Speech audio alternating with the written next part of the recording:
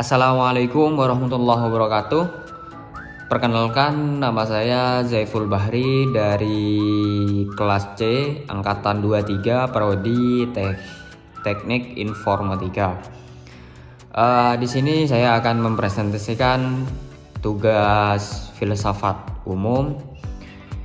Kita langsung saja. Yang pertama di sini ada ciri utama yang membedakan filsafat barat modern dengan filsafat adab pertengahan dan klasik. Filsafat klasik lebih berfokus pada pemahaman alam semesta dan etika manusia melalui rasio murni. Tema utamanya adalah ontologi atau hakikat keberadaan dan kosmologi. Juga ada filsafat adab pertengahan dipengaruhi oleh agama, khususnya Kristen, Islam, dan Yahudi. Filsafat sering menjadi alat untuk mendukung teologi. Ada juga filsafat modern berpusat pada rasionalitas individu, metode ilmiah, dan kritik terhadap otoritas tradisional, termasuk agama. Fokusnya bergeser pada epistemologi atau teori pengetahuan dan cara manusia memahami dunia secara empiris. Dan yang kedua, mengapa René Descartes mengkritik metafisika? René Descartes mengkritik metafisika tradisional karena dianggap terlalu spekulatif dan kurang berbasis pada fondasi yang pasti. Ia memperkenalkan metode keraguan radikal atau cogito ergo sum untuk menemukan kapasitas pengetahuan yang tidak dapat diragukan. Kritiknya bertujuan menciptakan dasar filsafat yang lebih rasional dan sistematis. Dan yang nomor ketiga, metode positivisme dan dialektis dalam memperoleh pengetahuan. Di dalam positivisme, pengetahuan diperoleh melalui observasi, empiris, dan data yang dapat diverifikasi secara ilmiah. Hal ini menekankan fakta yang dapat diukur, bukan spekulatif metafisik. Dialektis, pengetahuan perkembangan melalui proses tesis, antitesis, dan sintesis. Metode ini berfokus pada konflik ide untuk mencapai pemahaman yang lebih mendalam. Yang keempat, teori kebenaran. Korespondensis, suatu pernyataan dianggap benar jika sesuai fakta atau realitas.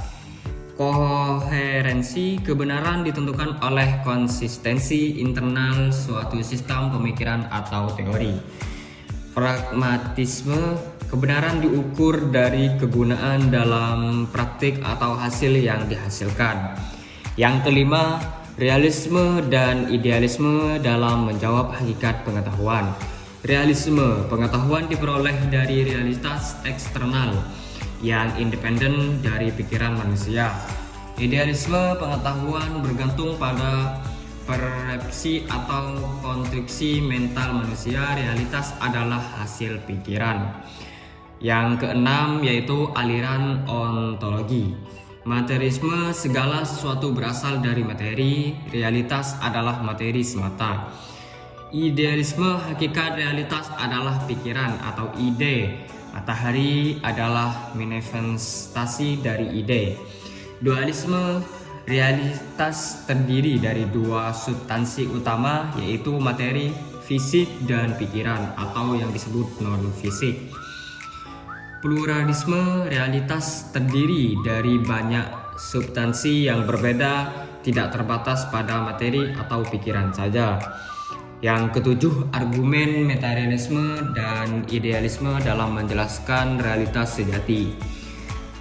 Materialisme, realitas sejati adalah materi yang dapat diamati secara fisik. Idealisme, realitas sejati adalah pikiran, ide atau kesadaran. Dunia fisik hanya bayangan dari ide. 8. Alasan empirisme mengutamakan indera. Empirisme menyatakan bahwa semua pengetahuan berasal dari pengalaman indera karena hanya melalui observasi langsung kebenaran dapat diverifikasi. Kedudukan akal menurut empirisme adalah sebagai alat untuk mengolah data indera, bukan sumber utama pengetahuan. 9. Kelemahan indera dan akal dalam memberi pengetahuan. Indera rentan terhadap ilusi, interpretasi subjektif, dan keterbatasan fisik. Akal dapat menghasilkan kesalahan logis, spekulatif berlebihan, dan bias subjektif.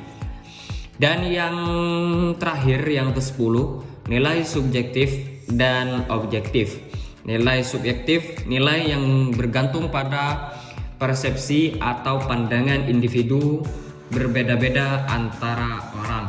Nilai objektif, nilai yang independen dari pandangan individu dan berlaku secara universal.